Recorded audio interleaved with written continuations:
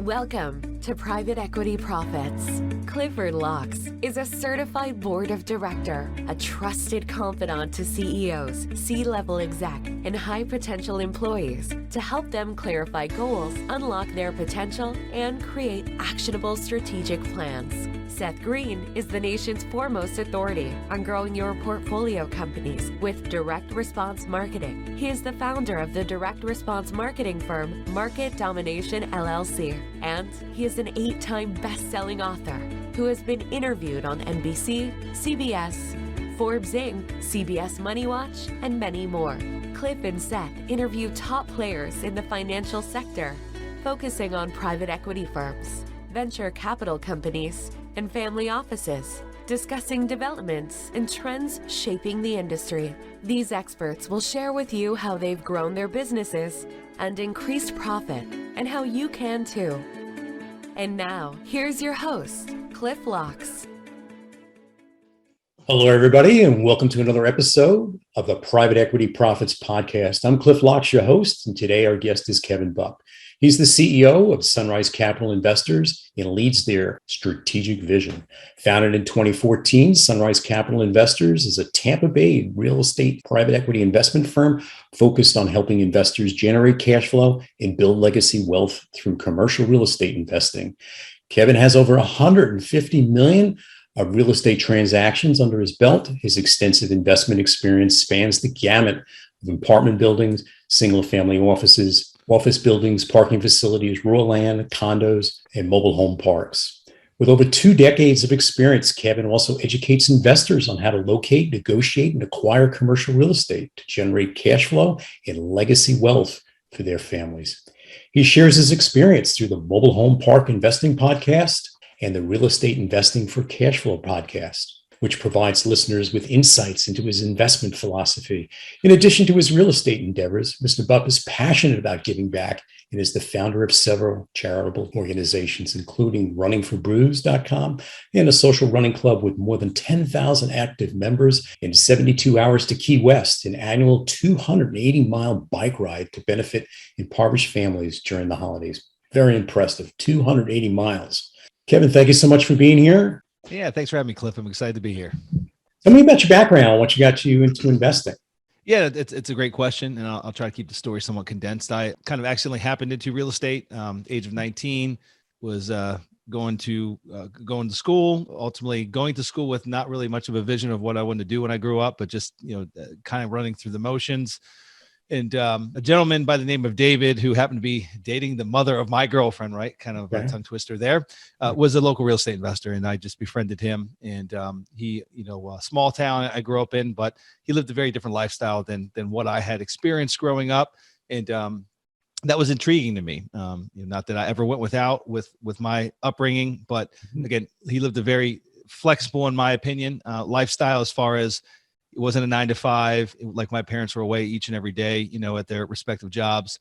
He drove a very fancy car, dressed really nice, and just was a very pleasant individual to be around. And I befriended David, not really with an interest of how he got to where he was, but just he was a very kind guy. And ultimately, within a few short months, realized what it was he did for a living. Very intrigued. That was probably the best way to put it. And David, at some point in those first couple of months, invited me to a real estate investment meeting. It was like a 3-day meeting down in Philadelphia. I attended with him because, what do you have to lose, right? And I attended that meeting and met a lot of what I felt were ordinary folks, just like I, that were doing extraordinary things in the real estate space. And that was my first foray, or I guess educational foray into the business. And from that point forward, I shadowed David in between tending bar in the evenings and going to school. Shadowed him as much as I could. I was whatever he needed, right? I was his admin. I would go run paperwork around. I would meet contractors. I would do anything he asked me to do so that I could be around him and learn as much as possible. So it took me a little over a year to buy my first property.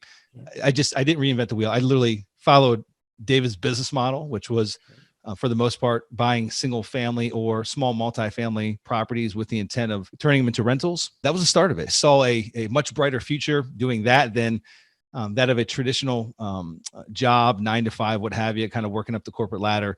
And so I abandoned that dream, which was never really a dream, and went full into real estate. And here we are, 20 some odd years later. Mentors are really playing a major impact on young lives. I don't know where I would be if it wasn't for meeting David. I'm not sure if I would even be in real estate at this point in time. It just had never been a consideration of mine. Absolutely. Without David, I'm not sure where I would be, or I surely wouldn't be as successful as I am today. A lot of our listeners have family offices, which is another opportunity to do the mentoring for the young team members that are part of that organization. So that's a bright story. I'm glad you had success. What are the basics regarding investing? What do you see as the foundation of sound investments? From a real estate perspective, I guess you could say. And, I like to say there's a million and one different ways to make money in real estate, right? I think you have to really understand what your ultimate objectives are. Some folks invest for strictly appreciation, much more speculative investments. Some invest for, cash flow on a monthly basis. And everyone's at a different point of their journey as far as how hard they need their money to work for them. Are they in a stage of their life where they still need some significant velocity of their money? And so they're willing to take significantly maybe more risk to, compound those investments, or they're at the latter stage of their life where they're more so in a wealth preservation stage, right? And they're willing to take, they're not willing to take as many risks. They want much less risky investments and are okay with getting lower returns. And so I think it's making sure that you choose the vehicle, the many different real estate vehicles, make sure that you choose the vehicle is best aligned with where you're at or what stage of the journey that you're in. I would say that our company is much more structured to those that are in the middle or the later stages of that journey. Our typical time horizon. We like to say that we want to get our investors' original capital back to them in the 5 to 7 year range. But we like to hold our investments for a very long term. And so we're not the typical investment firm that is looking to, play the 3 to 5 year game, get in, add value, and then exit out in a short period of time thereafter. We like to buy assets that are very niche in nature, mobile home parks, parking lots. They're not making any more land in this country. Mobile home parks are very much a challenge to build new. And so it's actually one of the asset classes that has a diminishing supply. And so they're not building new product out there. And so when we find a good asset in a phenomenal market, we know that it's nearly irreplaceable. And so if it's producing today and we can get our investor capital back to them and provide them a solid return, we find it very challenging to have a reason why we might ever consider selling it if it's continuing to produce and will continue producing for years and decades ahead. Foundational, repeat cash flow month over month. That's it. You can count on that. That's a quality of life right there. You can sleep at night. What are the challenges and pitfalls associated with investing in real estate, and how do you overcome them? Yeah, that's a great question as well. And from a very practical, fundamental standpoint, again, speaking specifically to real estate, market by far is the most important. I like to say that you can buy a pretty asset at what is seemingly a very, very fair price. But if it's in a challenging marketplace, that's something that you can't fix. You can polish it, you can make it nice, you can do everything you can to make that try to produce and perform. But if it's in a challenging market where the demographic isn't right for your asset type, or it's a declining population, people are moving out of the area. If it's an area supported by maybe only 1 or 2 major employers, and one of the 2 are leaving, right? They're moving their production over to Mexico, what have you. You can't fix that. And so, number one foundational principle is making sure that you're buying your asset in the right marketplace, a thriving marketplace that has economic demand for your product, and whatever that product might be. Again, we're more mobile home parks and we're parking lots for the most part. And so we want to buy in areas that have a huge need for affordable housing. And one might say that, well, affordable housing is needed everywhere. That's not necessarily true. You can go to Flint, Michigan, and pretty much anything is affordable in Flint, Michigan. There's many other markets like that across the country that there still is affordable housing stock available, and plenty of it. So market, location. So working with your fine organization, you're doing the due diligence, making it a lot easier on the investors at this point. Absolutely. Yeah, that's the brilliance of working with Sunrise Capital. Your investments in real estate include everything from apartment buildings, commercial property, and parking facilities, and everything in between.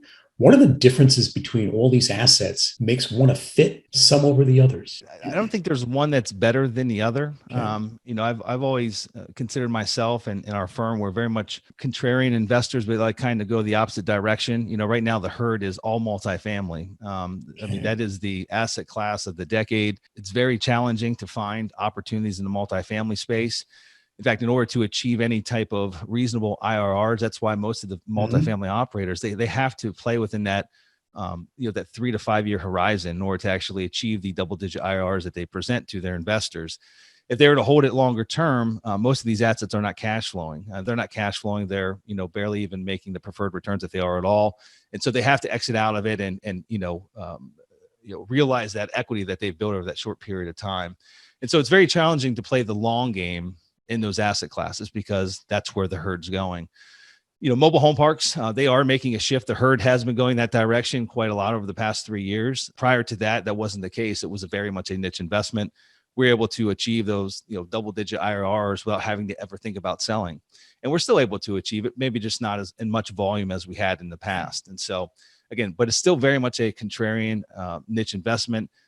As is parking. At present time, there is not a national parking investment firm in this country. It's a very fragmented niche, very much like mobile home parks were years back, which lends to a lot of opportunity for a professional firm like ourselves to identify opportunity without having the significant amount of competition associated with it, such as investing in the multifamily space at present time. And so 15 years ago or shortly after the Great Recession, for the 3-4 years following that, or even 5 years following that, you were the multifamily guy. You could pick up multifamily properties all day long that achieved very nice IRRs without having to consider potentially turning and burning that asset in a short period of time. That's just not the case anymore. Again, one's not better than the other. We just like to buy assets that are niche, that are irreplaceable, and that allow us to produce, double-digit returns to our investors.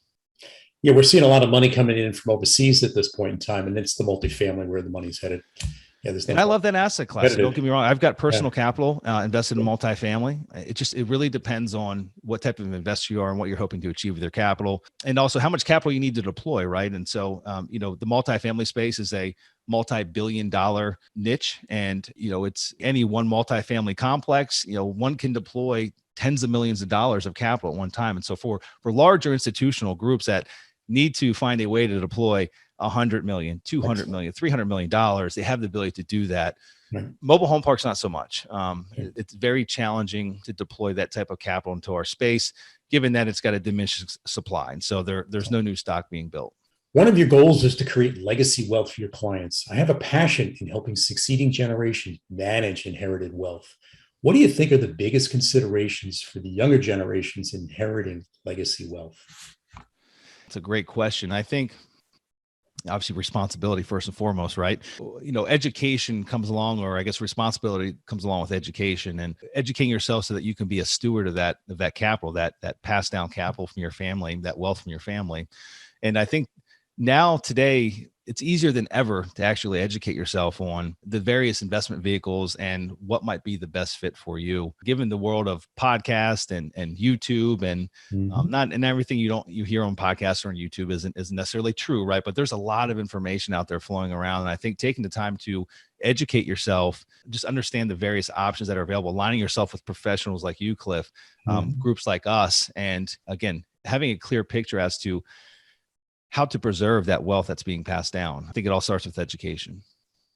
You can see the parents have a fiduciary responsibility to be part of that conversation, but absolutely, the concept of empowering our children to have, it could be a couple of $1 million, it could be $10 million, and go out and work with your fine firm and be able to learn, and the capital is being deployed, could be a wonderful opportunity for them to learn and mature and get their questions answered and relieve the parents of some of the challenges they run into on the communications that you're working with a professional like yourself. Yeah. And the alternative investment space that we find ourselves in today is it's forever growing. And so the options and the opportunities that are available today to work with a team like ours or a similar team, it didn't really exist to the extent of what it does today, 10 years ago even. And so there's a lot more opportunities today, I think, for that individual to get educated, to work in alignment with a group like ours or many other similar groups out there, learn while they earn, and really have a fundamental understanding of what their investment dollars are doing for them. That's that mentorship again. Very important.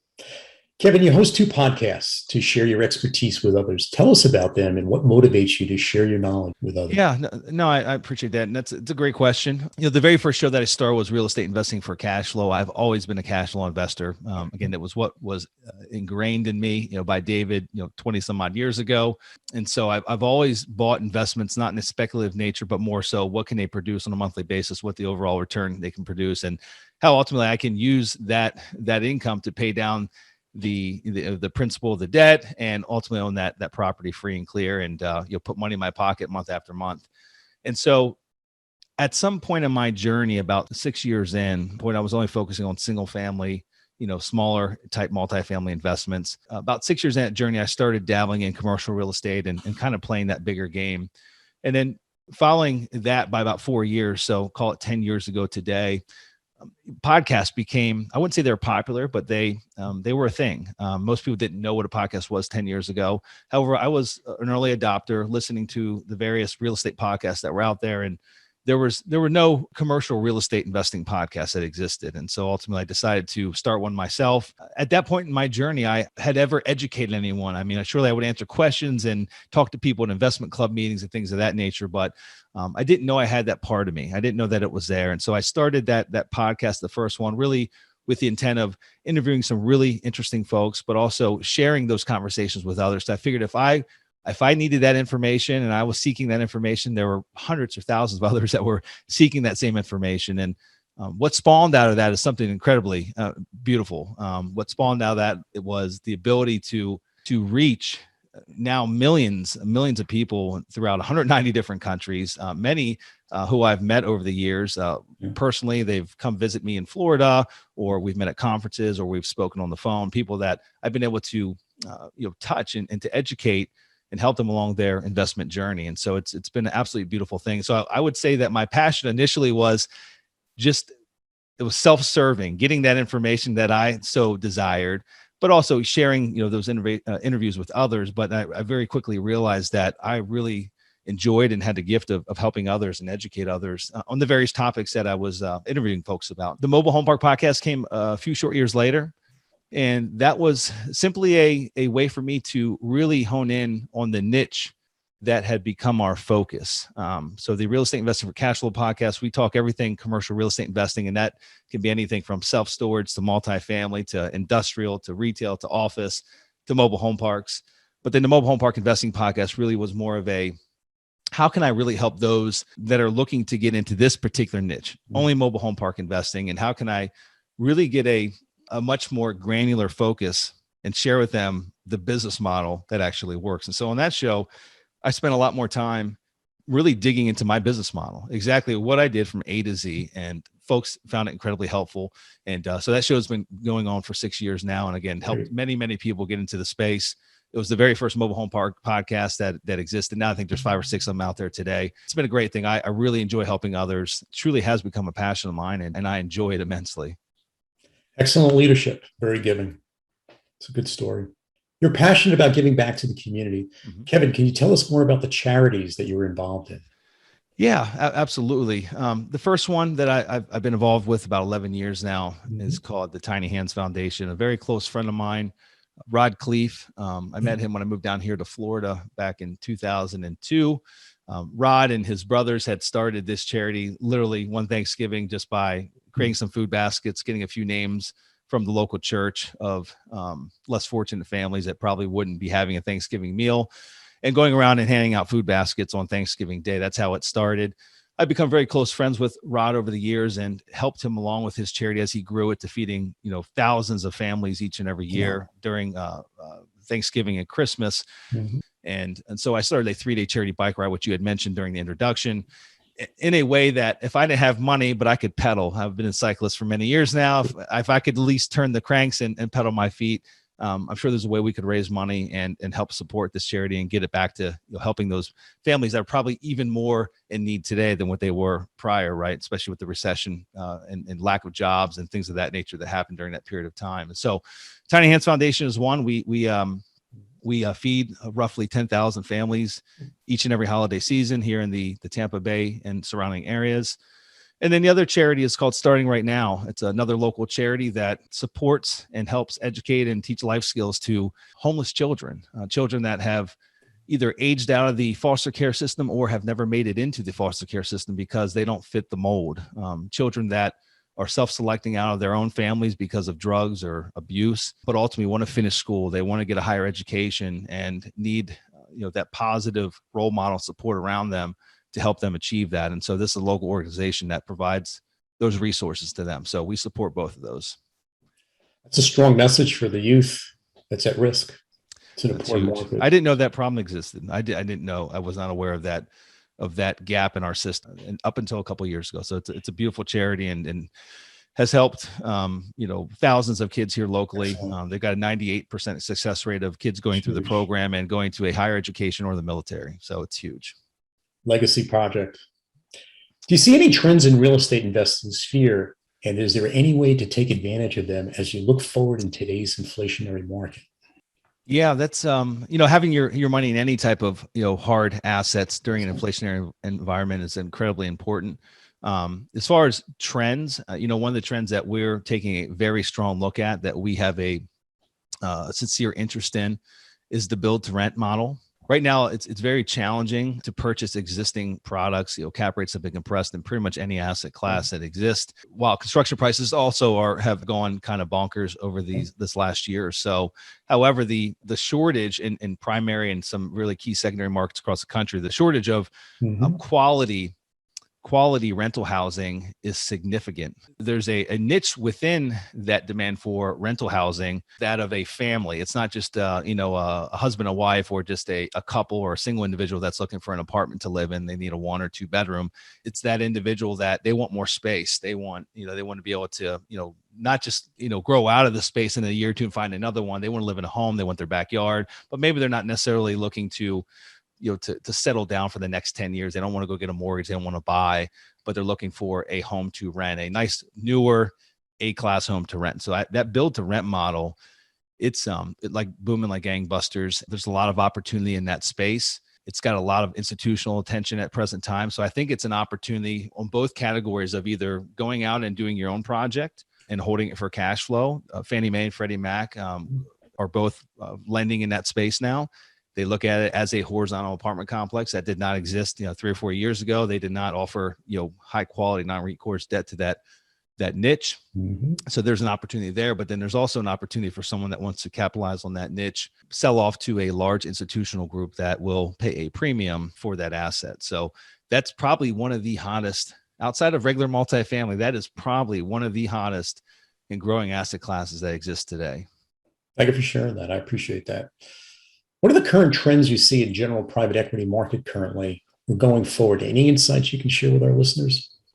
Yeah, the Jobs Act passed back in, I believe it was 2011. I just had this conversation yesterday. I forget the exact date. I think it was 2011 that was passed. That essentially allowed individuals such as ourselves to put together a Reg D 506C offering to offer it out to accredited investors to advertise, which was never allowed before in the past. Has really opened up the floodgates to the typical retail investor, which never would have had access or wouldn't have known they had access to these many different alternative investments, such as what Sunrise Capital offers. And I think that in and of itself is going to continue growing. That's going to be a trend that doesn't stop anytime soon. I think it's a freight train. And so I think that's a trend that's been happening, but that's a trend that's going to continue on for many, many years and decades to come. Is there anything I haven't touched on that you would like to add or expand on? We're in a very inflationary environment. Things are very volatile at present time. I would say, inflation is on everyone's mind. I just, having it in hard assets and not letting your cash just sit around in the bank, letting it in the bank or in a savings account or even in the market at this point in time. It depends, where it's at in the marketplace, but a very volatile time. And I'm of the opinion that real estate is probably one of the safest places, not the safest, but one of the safest places that it can be. And take your time, educate yourself, pick the right investment vehicle or the right investment group, but make sure to get some of your capital into real estate during these volatile years. Sound advice. How can our listeners contact you? And are there any links that you would like to share? Yeah, there's two places that you can find me. My personal website, kevinbupp.com. You can go there, use the contact us page. Also, that's where I host my two different podcasts on that website. And then our company website is sunrisecapitalinvestors.com. You can learn about the different offerings that we have available, read a little bit more about us, myself and my team. And then also there's the contact us page there. One of those two methods, you'll be able to surely reach me. I want to thank you so much, Kevin. Your sound advice on real estate investing is something anyone listening can benefit from. Thank you for sharing your vision. I want to thank our listeners. I look forward to being back with you shortly for another episode of the Private Equity Profits Podcast. This show has been produced by Market Domination, LLC.